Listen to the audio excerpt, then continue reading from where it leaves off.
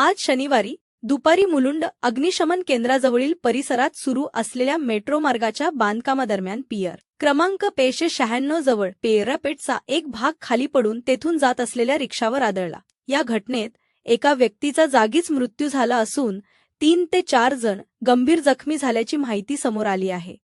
जखमींना तत्काळ जवळच्या रुग्णालयात हलविण्यात आले आहे। त्यांची प्रकृती लक्षात घेऊन आवश्यक ती सर्व वैद्यकीय मदत उपलब्ध करून दिली जात आहे।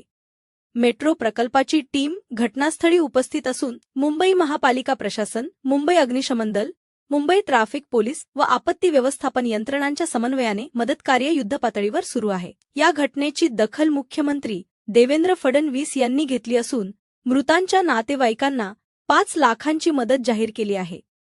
तसेच या घटनेच्या चौकशीचेही आदेश देण्यात आले आहेत।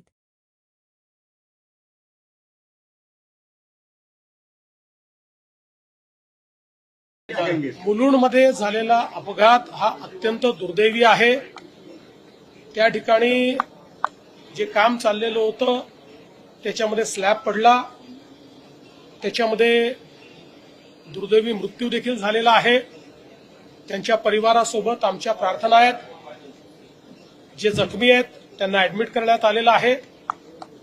त्यांची सगळी काळजी ही त्या ठिकाणी MMRDAच्या माध्यमातून आणि राज्य सरकारच्या माध्यमातून घेतली जाईल।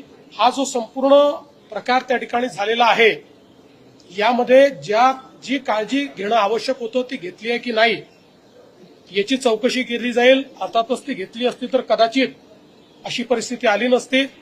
याला कोण जबाबदार आहे त्यांच्यावरही कारवाई केली जाईल आणि तात्काळ जिथे जिथे काम चाललेलं आहे तिथलं सेफ्टी ऑडिट करून त्या ठिकाणी अशी घटना घडणार नाही या प्रकारचा प्रयत्न केला जाईल।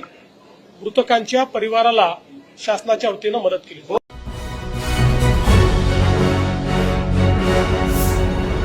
Thanks for watching Ekmat Digital.